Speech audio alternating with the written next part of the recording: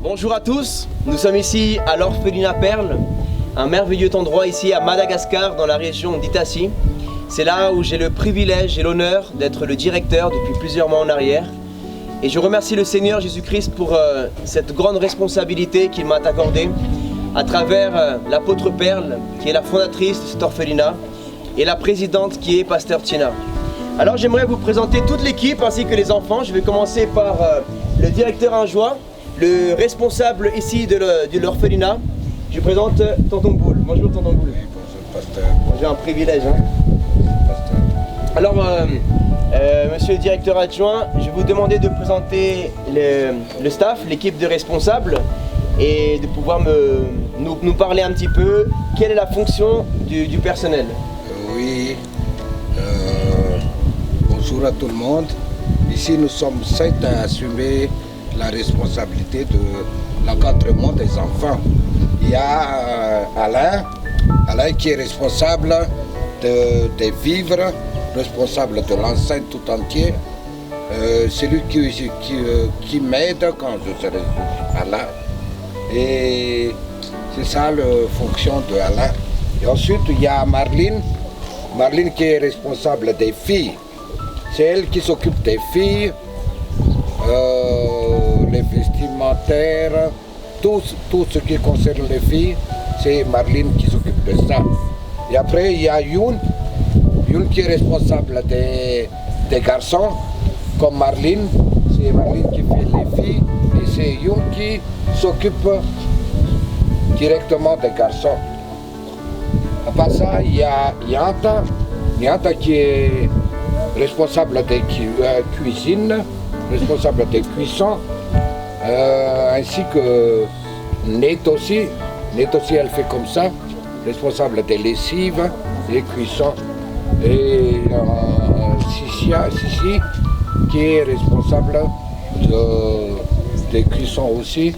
Donc c'est les 4, c'est les 3 qui font la fonction de cuisson et tout. Merci. Merci beaucoup, Tonton Boule. Tonton Boule qui est le frère de l'apôtre Perle, de la fondatrice donc, et puis qui vraiment s'est engagé à 100% pour les enfants. Maintenant il est à la retraite, il est ancien capitaine de l'armée et maintenant il s'est donné aux enfants pour aider les enfants pauvres de Madagascar afin que nous puissions sauver un maximum d'orphelins dans différentes villes de toute l'île et leur donner un avenir meilleur. Pour la gloire du Seigneur Jésus-Christ.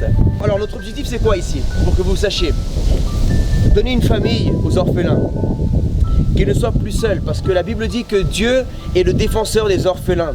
Et nous tous les chrétiens, si nous avons reçu l'Esprit de Dieu, donc maintenant nous sommes nous aussi les défenseurs des orphelins, des enfants pauvres.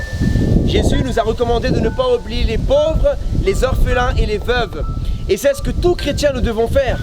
Même si nous ne pouvons pas être sur le terrain, mais nous pouvons soutenir soit financièrement ou soit par la prière, mais que notre cœur ne soit pas insensible à cette génération.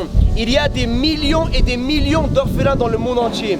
Aujourd'hui, nous sommes ici à Madagascar.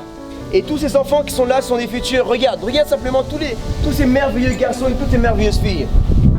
Des futurs pasteurs, des futurs évangélistes, des futurs prophètes, des futurs enseignants, des futurs peut-être docteurs, avocats, peut-être même présidents de la République, des futurs chefs militaires peut-être, je ne sais pas, des futures personnes qui vont travailler dans l'électronique ou bien dans faire de grandes études, je ne sais pas.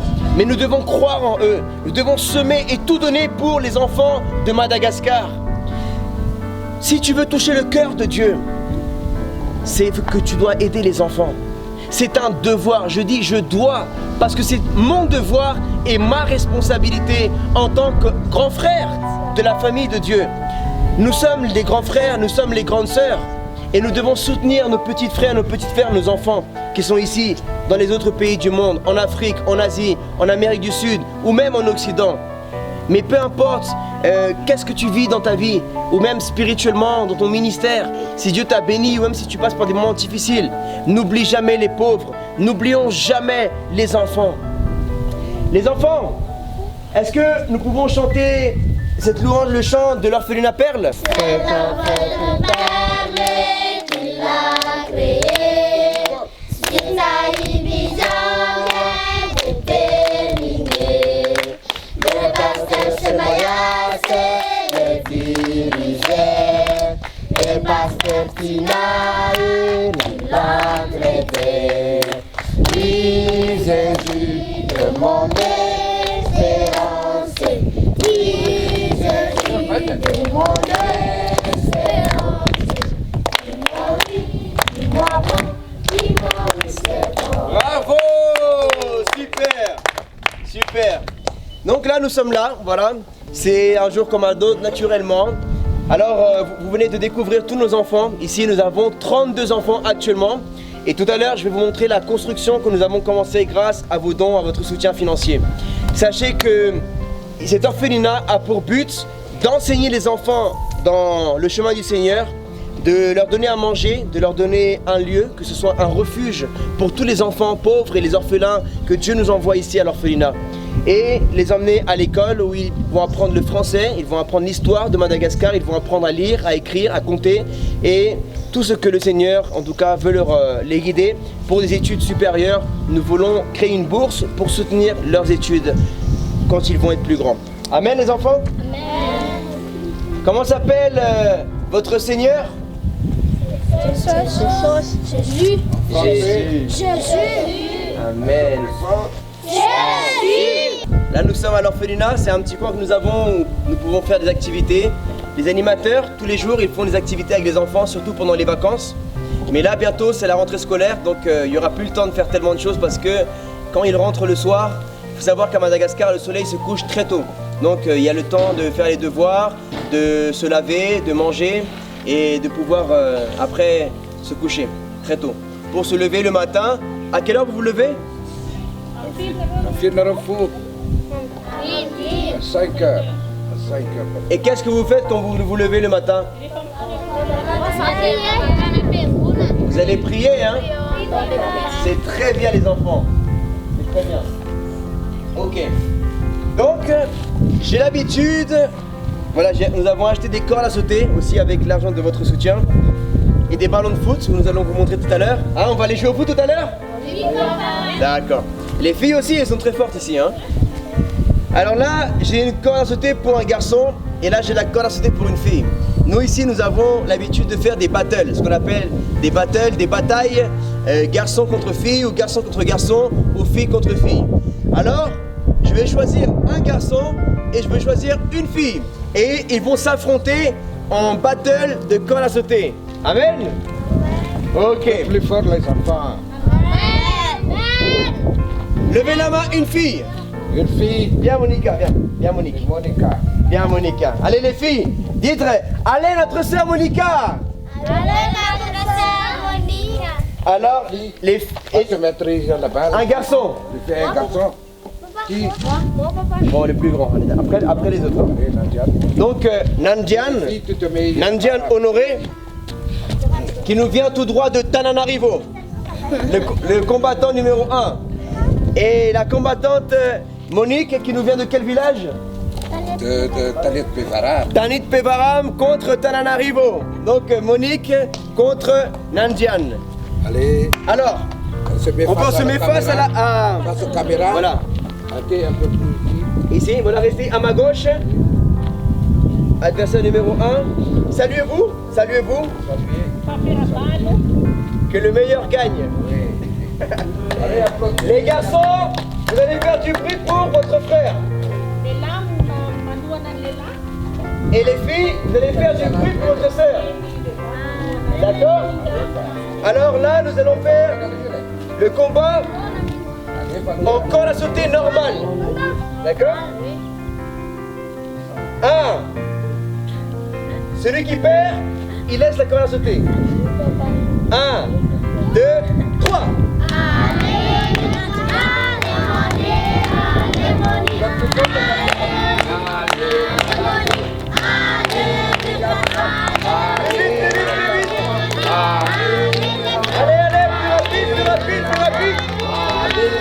Allez, plus rapide, encore.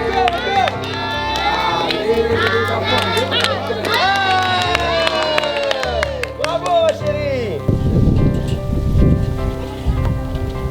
Maintenant qu'on a fini la corde à sauter, on va emmener les enfants jouer au foot. Vous allez voir le talent de nos petits garçons et de nos petites filles. C'est parti.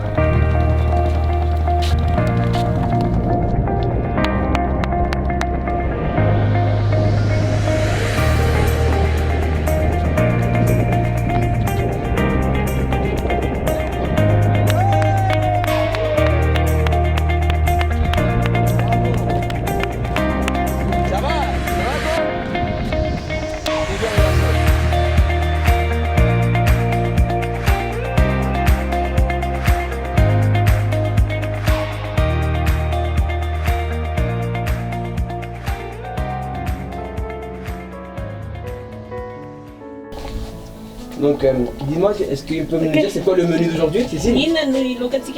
La soupe, légumes. Soupe légumes avec la viande. Voilà, c'est ici la cuisine que nous avons. Donc nous allons améliorer aussi les structures. Pour l'instant, en tout cas, c'est comme ça. Tous les jours, on essaie de varier un petit peu la nourriture des enfants. Donc c'est ici. Voilà, les marmites avec le bois et le charbon, comme à l'époque de Jésus. Ça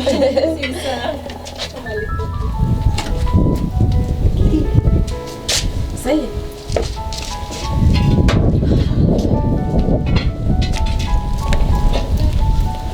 Voilà, ils sont en train de servir les enfants. On enseigne aussi les enfants à participer. C'est très important qu'ils deviennent autonomes.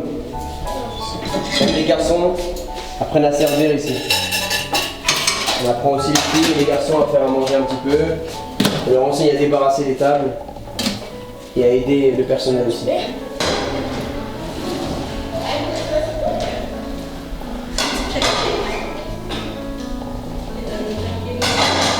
J'aime le responsable, le directeur adjoint. En main droite, ici c'est mon bras droit. Il met la main à la pâte aussi, il participe. Lui il habite à la capitale mais il descend toutes les semaines ici pour soutenir l'équipe, pour voilà, surveiller un peu les enfants, le staff, l'équipe. Voilà.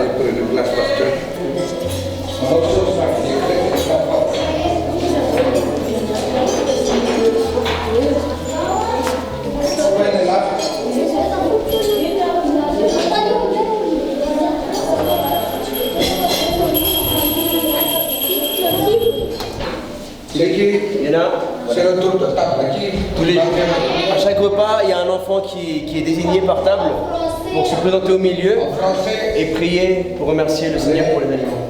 Fermez les yeux, on ferme les yeux. En français. Merci mon Dieu pour les nourritures. Merci mon Dieu pour toutes les personnes. Merci mon Dieu pour les enfants. Merci aussi mon Dieu pour les grands. Merci Jésus. Alléluia. Amen. Amen. Bon appétit tout le monde.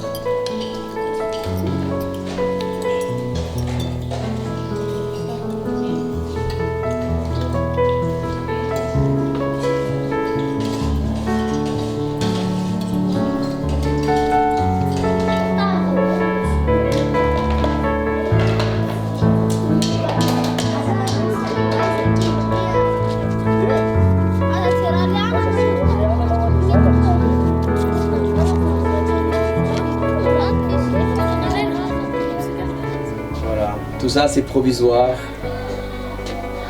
Et on aimerait tellement améliorer tout ça. Voilà, pour les filles, les garçons. On fait peu à peu. On est déjà très reconnaissant envers le Seigneur et envers vous. Pour toute l'aide que vous nous apportez.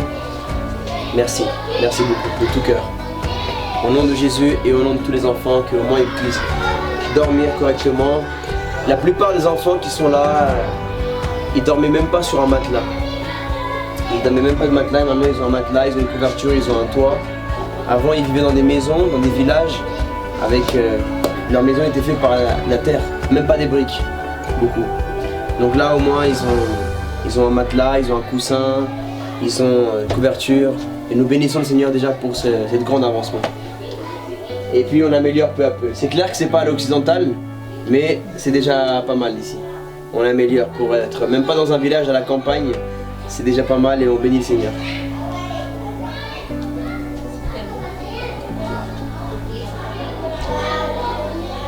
Voilà, notre chambre de filles.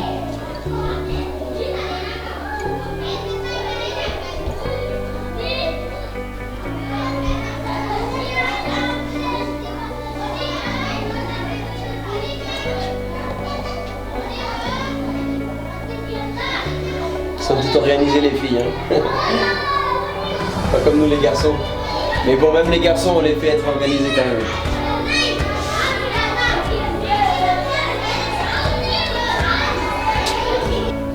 Leurs petites robes, elles détiennent vraiment aux petites robes, hein. Vous savez, ça pour eux c'est vraiment un grand cadeau, les petites robes qu'elles ont. Quand elles mettent leurs robes, c'est waouh, elles sont des princesses. Elles se sentent comme des princesses. Elles sont déjà des princesses, même des reines. Peut-être en Occident, c'est rien ça, c'est une petite robe, mais pour elles, c'est précieux. Elles les mettent pour les événements. Sinon, le reste de la journée, de la semaine, ils ont des uniformes. Parce qu'ici, à Madagascar, lorsqu'ils vont à l'école, c'est avec des uniformes.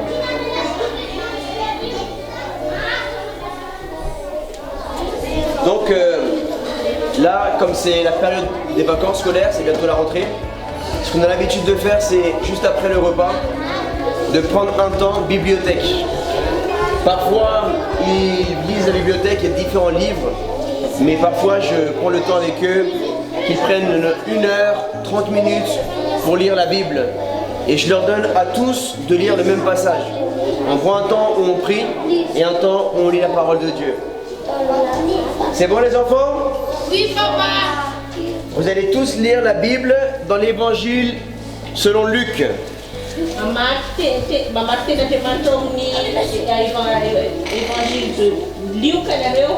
Allez. Trouve l'évangile selon Luc au chapitre 2.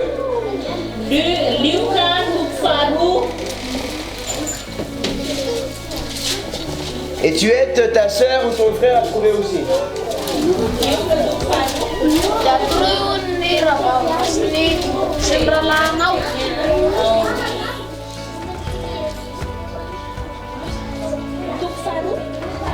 C'est bon, vous avez trouvé?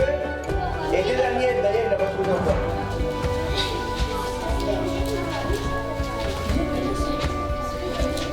Voilà. Donc il y a eu un couple de missionnaires qui sont venus il n'y a pas très longtemps et ils ont semé un Nouveau Testament Gédéon à chaque enfant. Pour ceux qui ne parlent pas français, ils leur ont donné en malgache. Et pour ceux qui parlent français, ils leur ont donné en français. Donc merci à tout le travail de toutes les personnes dans le monde qui travaillent pour ce ministère Gédéon, qui offrent des Bibles gratuitement. Gloire au Seigneur Jésus. Et je bénis le Seigneur pour toutes les personnes qui nous soutiennent dans la prière et qui croient en nous, qui croient en l'orphelinat Perle, parce que vraiment nous prenons cette responsabilité vraiment au sérieux et avons la crainte du Seigneur. En tout cas, le Seigneur nous a commandé ses enfants et nous voulons vraiment former des vrais disciples. Donc nous sommes vraiment très concentrés et assidus dans ce travail, pour la gloire de Dieu.